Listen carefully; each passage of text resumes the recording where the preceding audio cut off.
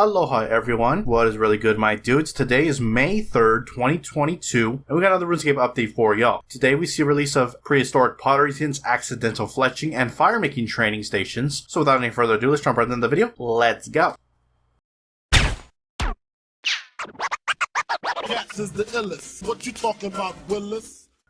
Alright guys, before we jump into the main game update, I want to quickly mention that Vic the Trader is returning for 2 weeks. So starting today for May 3rd, the next 2 weeks, you can head over to Berthorpe, trade in your bonus XP to Vic the Trader, and get a couple of other bonus XP lamps, skilling outfits, those kinds of things. If you're familiar with Vic the Trader, same stuff as before. So yeah, head over to Berthorpe. He'll be here until May 16th. With that said, today's update brings new training methods to firemaking and fletching. If interested, you want to head on down to Anachronia farm, where Prehistoric pottery tins starting a new project, making use of dinosaur poop, of all things. These new stations will get you fantastic fletching components and lots of XP, plus the chance to create new best in slot tier 95 arrows, and imbue them in one of 4 ways based on the Elder Gods, that give different combat effects, which is the perfect preparation for an upcoming tier 95 bow with the 5th Elder God boss later this summer. So in order to get started, just visit Prehistoric pottery tin and ask her about the Zygomites to begin the tutorial. Do note you need at least 82 fletching or firemaking, 95 is required to engage with all the content, and you need to have completed the latest quest, Elder God Wars Extinction, and this is obviously members only. There are 3 main activities with this update that give 3 different ingredients that are used together to make the new tier 95 arrows. The first activity is called segregation, in which you gather good and bad eggs from a giant vat and toss the bad eggs to a cauldron for compost to the south and throw the good ones in an incubator to the north. This requires 87 firemaking and will yield sharp shell shards. Next to the south, near that cauldron, you can do zygomite hairstyling, where you give a series of zygomites haircuts. This requires 82 firemaking or fletching and will reward you with tempered fungal shafts. The final activity is experimentation, located on the main Anachronia island on the west shore. Here the incubated young babies have been gathered and you need to feed them. Based on the color in their inventory, they require a certain food. There are troughs assorted around the area where you have to run to and feed them, and when you do so, they will change color and need to be fed multiple times. This will eventually net you their poop, which can then be ignited for firemaking XP at 95 firemaking, ultimately yielding dinosaur propellant. All 3 of these ingredients from the 3 different activities are used to make dino arrows. Dino arrows, when combined with resonant anima from the various different Elder Gods, gives these new tier 95 arrows very different abilities. You can see on screen the various different arrows infused with God anima and what their effects are. Do note that if you're using these in combat, the Elder God arrows are consumed when their effects are applied to the targets. At the time of release, that makes these very expensive because they are consumed far faster than they are created. We'll see if this changes in the future though. That said, that pretty much wraps up what you need to know for the new update. Head over to the Anachronia farm to get started, and you can do the tutorial, which should give you a decent understanding of exactly what to do, more hands-on. Having said that, I want to now take a time to look at the patch notes and see what's been changed with today's update, so let's go ahead and check that out. Starting off with some general changes, a graphics option has been added to show a default player model in crowded areas. This will improve performance in highly populated areas. The Ultra setting always shows all player models as normal. You are no longer able to craft more vulnerability bombs after dropping any of the required items during the crafting process. Runes are deducted correctly when the rune pouch is in the quiver, and they are deducted correctly when using a wicked pouch. They've added the option to teleport to the surface entrance of Sentistin on the Pontifex Shadow Ring, allowing faster access to the quest instance. Fixed an issue where leaving Sentistin would show the "You abandoned the siege engine" message. Fixed an issue causing by Synthesis' chat head to shrink after choosing the additional rewards dialogue option. Sir Owen's ornaments at the Glacier front are no longer beset by a terrible affliction. You can no longer teleport out of the Rise of the Six boss fight with malevolent energy in your inventory. Fixed an issue that could cause blocked progress in the 6th cavern of the Myths of the Whitelands quest. Fixed an issue causing the firebox to use more protean logs than intended during the Swan Song quest. And fixed a missing conversation option with Zyda, which is required for the Clued Up achievement. Moving on to some mobile changes, charge bar interface does not close at random when it is open. Fixed an issue causing dead taps in the area where the mini-map was hidden. And finally fixed an issue with the right action bar settings when toggled on that would cause some interfaces to not update in real time or to overlap with child windows. And that is it for your patch notes. Links to everything discussed in this video will be down in the description below. Head on over there to check them out if you wish to do so. With that, I'm going to wrap it up. If you enjoyed the video, hit that like button. If you're not subscribed yet and you would like to stay up to date on all things RuneScape related, then hit that subscribe button. I appreciate you watching. I am out. Aloha.